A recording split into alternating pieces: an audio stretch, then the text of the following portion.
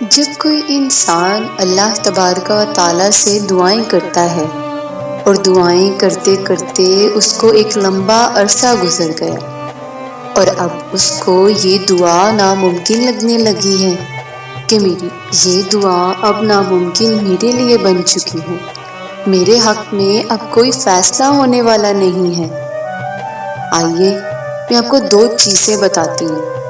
یقین جانیے کہ یہ دو چیزیں جب ہم ان کو سمجھ لیں گے تو ہم اللہ تبارک و تعالیٰ سے کبھی بھی نا امید نہیں ہوں گے۔ انسان جب رب کی بارگاہ میں دعائیں کرتا ہے اور اپنی لا حاصل چیز کو حاصل کرنا چاہتا ہے اور اس کا کوئی مقصد یا اس کی چاہت یا اس کی طلب یا اس کی حاجت ہوتی ہے اور وہ اللہ سے اسے مانگنا چاہتا ہے، اللہ سے اسے طلب کرنا چاہتا ہے اور مانگتے مانگتے ایک عرصہ گزر گیا لیکن نہیں مل رہا ہے۔ اگر وہ مقصد، وہ چاہت اور وہ طلب ہمیں نہیں ملی کوئی بات نہیں، لیکن اللہ تبارک و تعالیٰ ہمیں یقین ضرور عطا کر دیتا ہے۔ اللہ تبارک و تعالیٰ یقین ہمیں عطا فرما دیتا ہے اور یقین کی بنیاد پر انسان اللہ سے قریب ہوتا چلا جاتا ہے۔ یعنی انسان کا جو یقین ہے،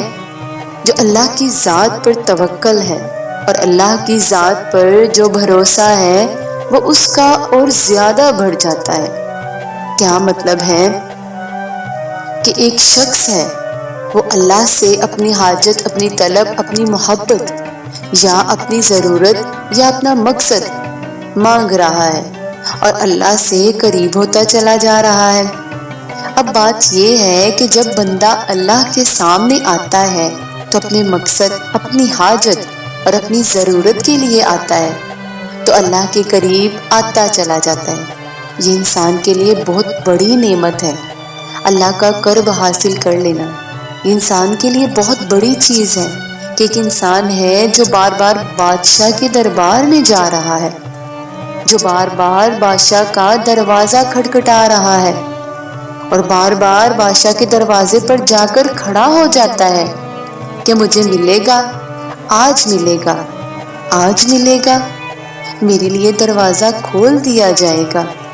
یعنی اس کا یقین بڑھتا چلا جاتا ہے کہ آج میرے لیے بڑی امیدوں کے ساتھ، بڑے یقین کے ساتھ اپنے دل میں یقین کر کے آتا ہے کہ آج میرے لیے رحمت کا دروازہ کھول دیا جائے گا، آج میرے لیے یہ بادشاہ کا دروازہ کھول دیا جائے گا اور میری حاجتوں کو پورا کر دیا جائے گا۔ تو اس سے کئی گنا زیادہ، بلکہ زمین اور آسمان اور پوری کائنات کا بادشاہ ہمارا رب، خدا اور اللہ ہے۔ تو رب کی بارگاہ میں بار بار حاضر ہو جانا یہ بہت بڑی نعمت ہے جو ہر کسی کو حاصل نہیں ہوتی۔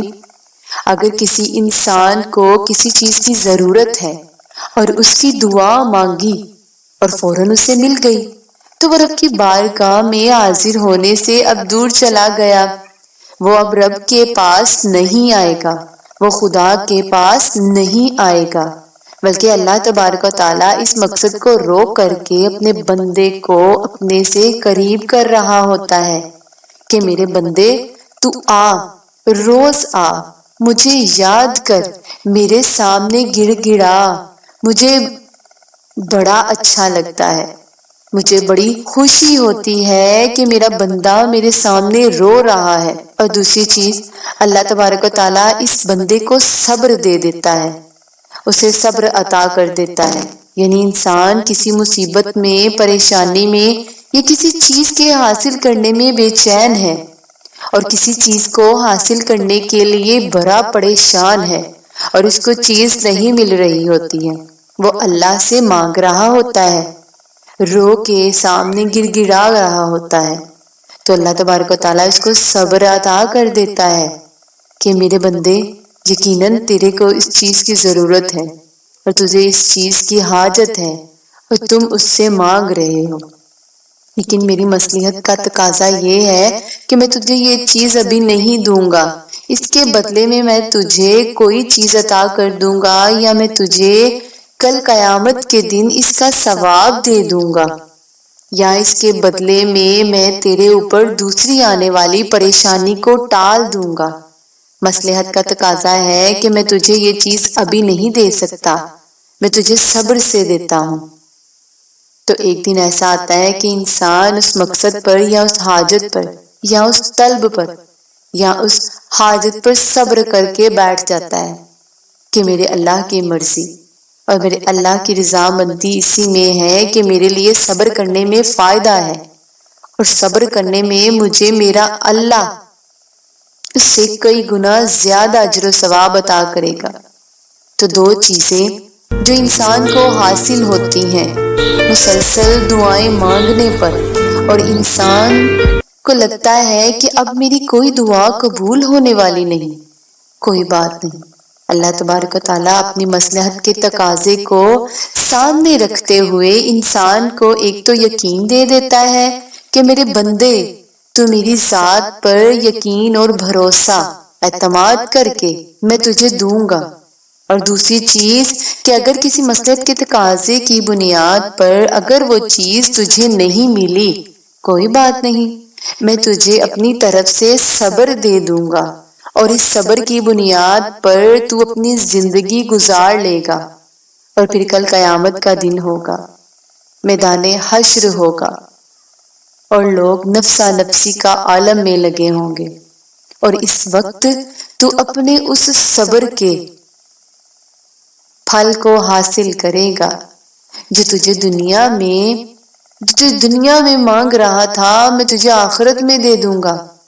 اور اس سے کئی گنا زیادہ اجر میں تجھے دے کر رہوں گا۔ یہ اللہ کا وعدہ ہے۔ اس لیے میرے عزیزوں، ہمیں دنیا کے اندر بے صبرا نہیں ہونا چاہیے، اور میں اللہ تبارک و تعالیٰ سے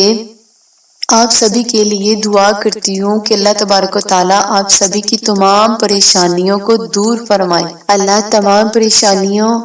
اور آپ کے پریشان کن حالات کو دور فرمائے، اور جو آپ کے جائز مقاصد، جائز تمنا، جائز حاجتیں ہیں اور آپ کی جو ضروریات ہیں، اللہ رب العزت آپ کی تمام حاجتوں کو مکمل فرمائے، تمام پریشانیوں کو دور فرمائے۔ اللہ تعالیٰ آپ کی دعاؤں کو اپنی بارگاہ میں قبول فرمائے۔ اس ویڈیو کو صدقہ جاریہ سمجھ کر شیئر کیجیے گا۔ السلام علیکم ورحمۃ اللہ وبرکاتہ۔